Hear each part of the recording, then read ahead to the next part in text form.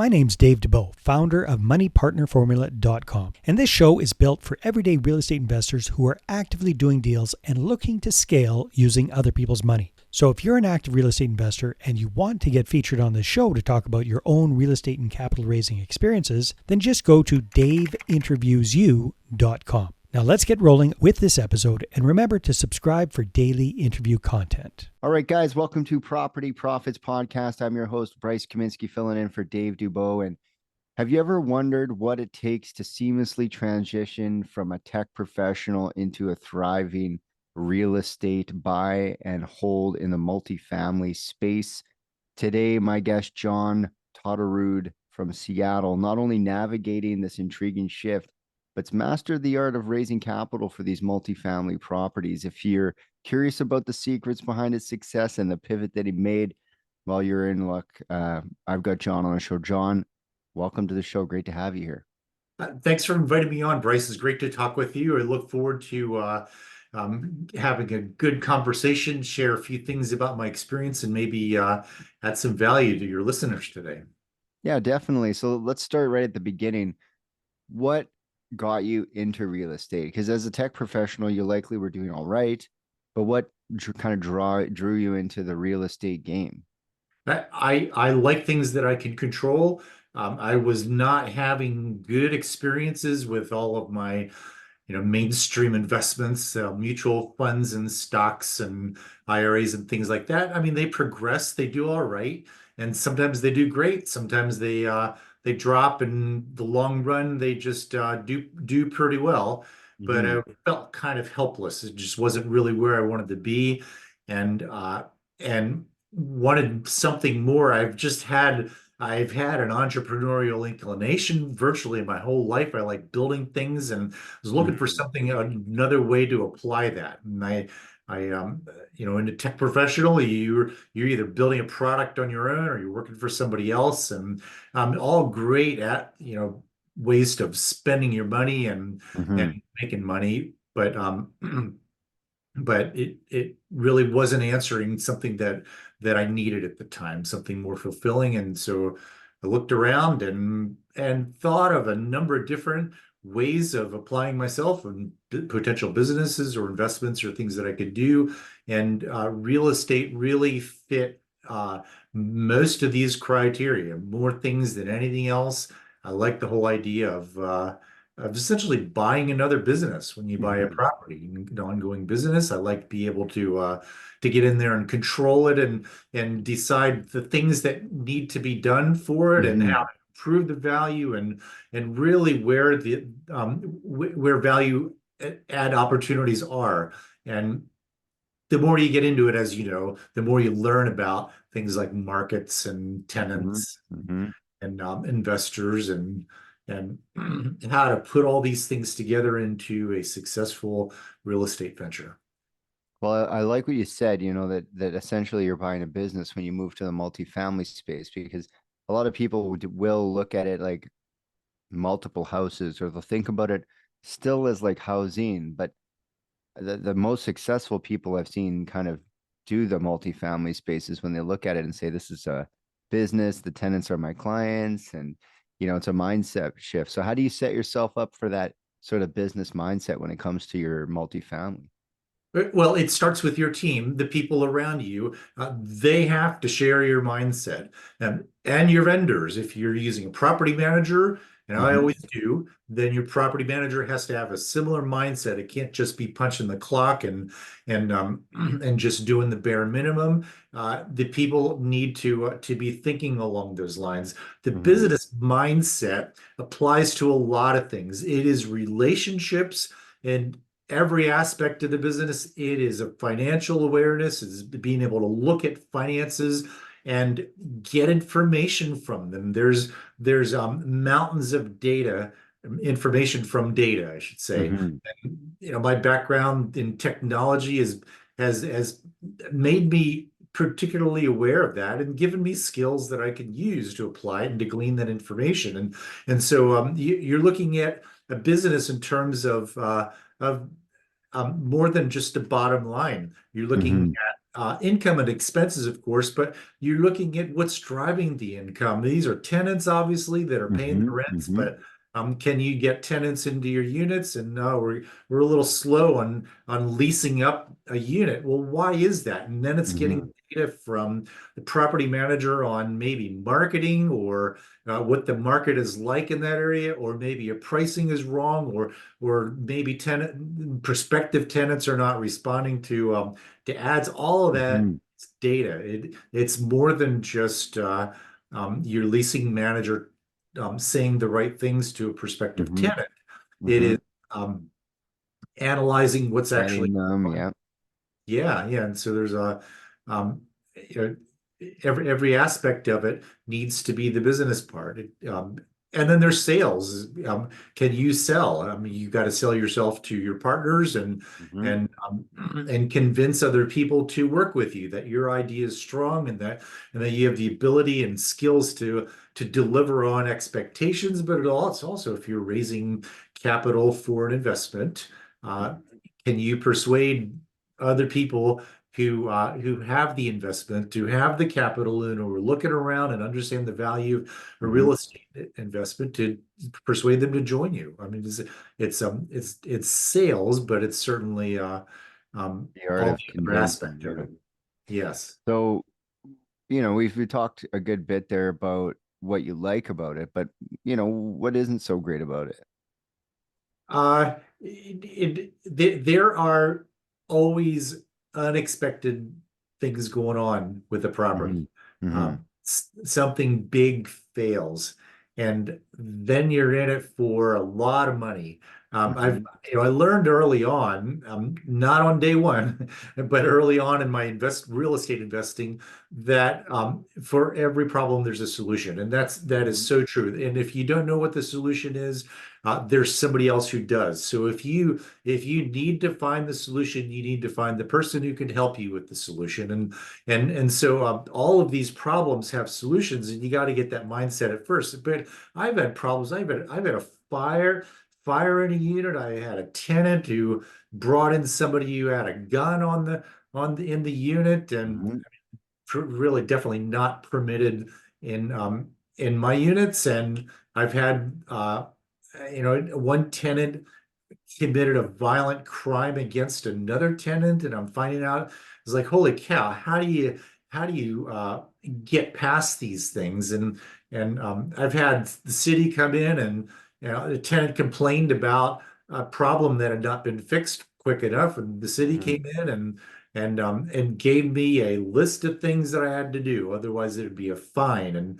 And I mean, I talk to a lot of people, and I've been investing for a long time, and I've met Mm-hmm. people who've gone through these exact same situations and far worse. It Yeah. happens. You can't expect it to be a smooth ride.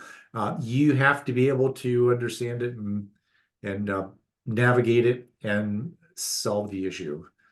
Those are the difficult times, but the Yeah, good because times certainly I was make going up. to ask you is what do you think your secret sauce is when it comes to your success? What comes easy to you that or rather other people might find difficult to do? Uh, I, I, uh, I'm persistent. Mm-hmm. I know that I can figure problems out, and I can find people who have done what I'm trying to do. If I'm trying to learn about something or take the next step, there are people always in that next step who can help me with it. And so I have an ability to think about a problem and solve a problem. And there's always a solution to it, and um, and I can talk to people and talk to them in a way that elicits constructive responses and good ideas and suggestions and people that are in a position to help me. And I think that's something that I can do better than most people that I've met. And when Yeah. I meet other people who have similar skills, um, they are successful, and it's easy for me to see how they became successful like that. Yeah, the old adage, it's like, oh, this university thing isn't working for me. Do you know someone who got the result that you're looking for out of going to university? And it's like, okay, so it just didn't work for you then. So it's like really the grind and like making sure that you're staying consistent. So, um, how do you find your consistency, with everything going on? Are you still working the job and the other one, or have you retired from the other job so far? I did retire from the other job. I've been out real estate exclusively for 2 years now. I started real estate investing 13 years ago, and certainly did it all that time with a W-2 job. You figure things out. It's a process of learning to manage your time. And people early on trying to get started in real estate ask me this all the time. What are the secrets? And the one that I relate to them the most is figure out your time management.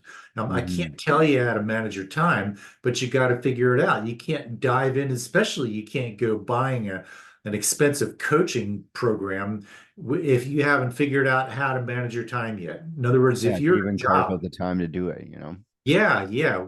Whatever works for you. If it's early morning, middle of the day, step away from your job, find out how to take a phone call, how to make calls, and all that stuff. It's got to work for you. Yeah, I would always say, especially when you have both, that you got to figure out how to navigate or find the time. And a lot of people don't even have a calendar. They don't keep like a time hour by hour of what it is that they plan to do the next day. And so, what kind of target is it that you can't see that you can hit? Yeah, I don't know. yeah. I mean, I could see being a somewhat of a free spirit or reactionary or have a mentality where I'm gonna sort it out as it comes. yeah, I'm more impulsive. That's definitely not how I am. But Hmm. even then, you've got to figure out structure in your life.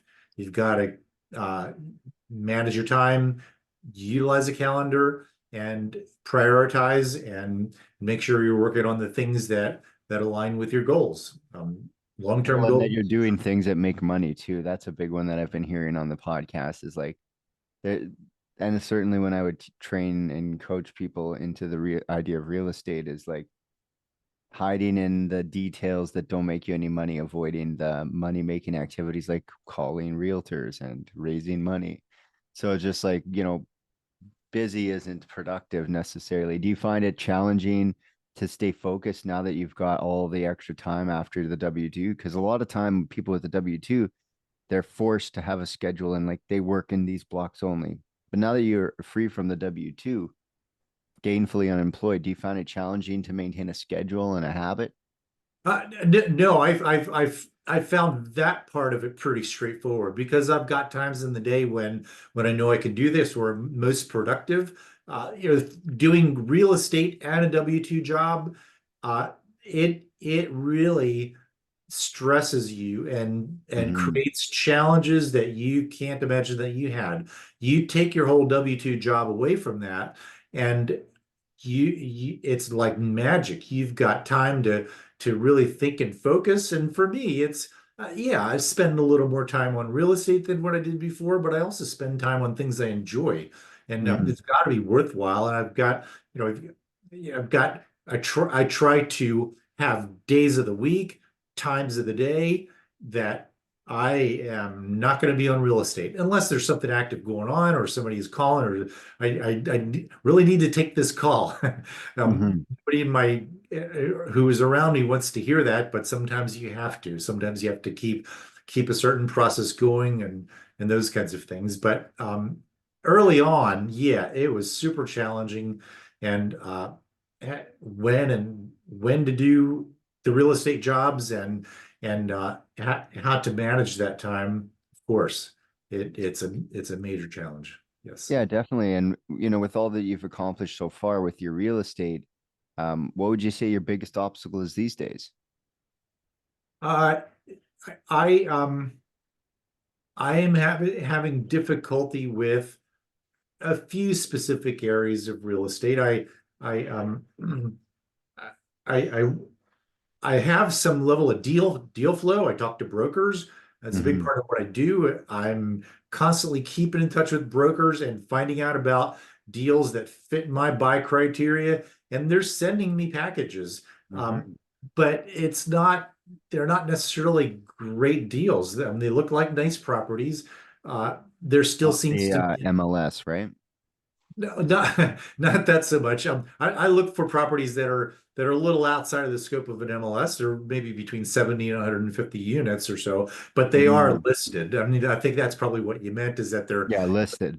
big brokers listing them for sure. Yeah. Those can be okay. A lot of people will completely ignore them. I don't. I mean, those could be good opportunities. You never really know how many people are chasing it. It's not like a Hmm. couple of years ago where anything decent on the market would get 20 or 30 offers. I don't think you're seeing that so much these days.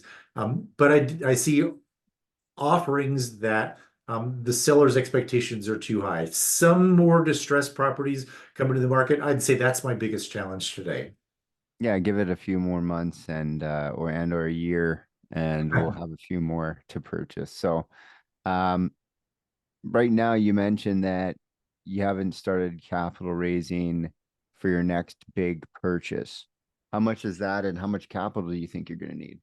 Um, I First of all, I would qualify that. Yes, you're right. I have several properties that I am at the late stages of ready to make an offer. I don't hesitate in putting in an offer on it, but I want to Hmm. make sure I've got the information that I feel that I need.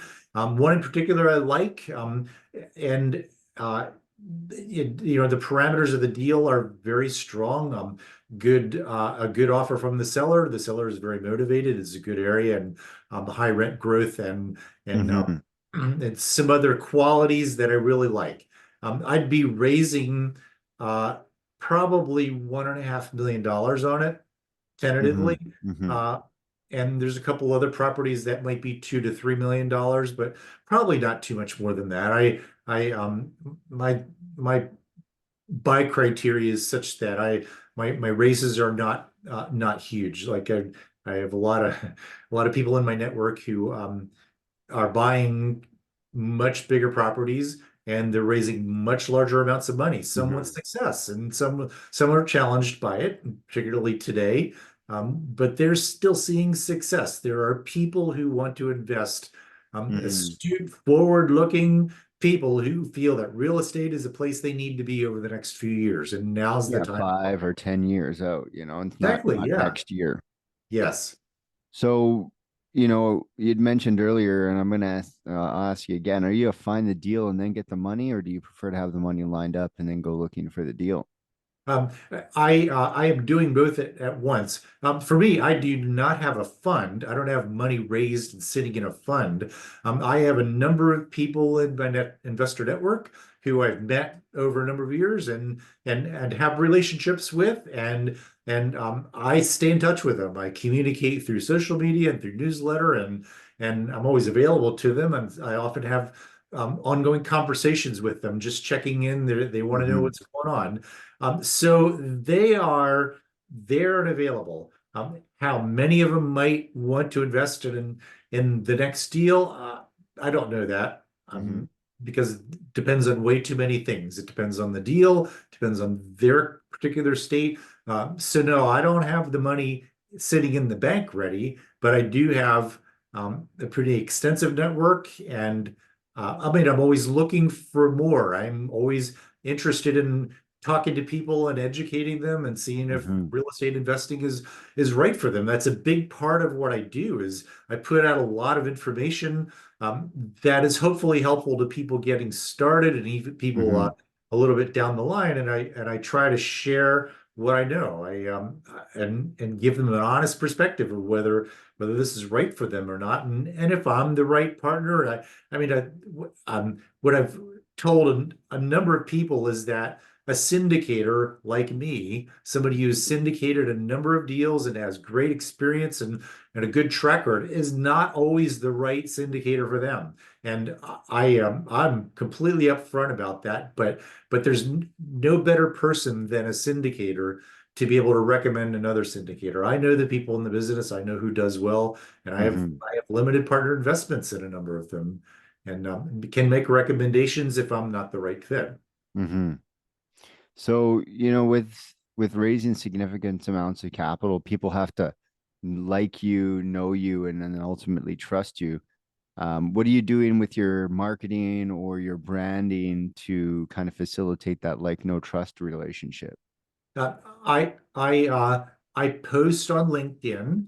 I Mhm. post informative content, like how to do something or what I did in this situation, or I mean, not lengthy white Mhm. papers or long reports or things like that, um, but just brief, something you can digest in a Yeah. reasonably short period of time, and it's hopefully helpful. And a lot of it is targeted to people who are thinking about real estate investing, but a lot of it is targeted to people who already have stuff and might have a property manager. And like, what did I do with a property manager in this situation? I had a situation when this particular thing happened, and these were the issues, and this is what I did, and it worked out well. Something short and sweet that addresses an issue.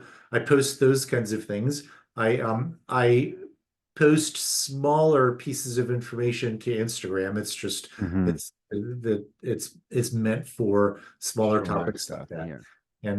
And my newsletter. I mentioned I have a monthly newsletter and I publish it. Anybody's welcome to receive it. They only need to go to my website, and I I include informative content that way. I think that's the best way. If you want to know and trust a person, Mhm. you've got to believe they've been there and done that, that they've Yeah, or at least have the experience. track record, got the video footage. Anyone can say they've been Yes. there and done that, but with the social media and the video footage, it really does say like, yeah, been Hmm. there, done that. Here's the t-shirt, I was there. Certainly, yeah. So, if people want to connect with you, they want to learn more about your story, learn more about the way that you're able to navigate multifamily. What's the best way to connect with you? What should they do? Uh, Here's an easy way to connect with me. It's go to learnaboutapartments.com. Having said that, you can Easy. easily go to my social media. You can connect with me on LinkedIn, Instagram. You can go to my website, Cardinal Oak Investments. You Hmm. can email me, John, John, at cardinaloak.com, cardinaloak.com. Awesome, awesome. Well, I really appreciate you being here, and definitely we put on a little bit of a show here for the people listening at home. Hopefully, they got as much as I did out of the conversation, John. I appreciate it. Great. Thank you, Bryce. Yes, enjoyed it as well. No problem. And until next time, guys, we'll catch you on the next episode.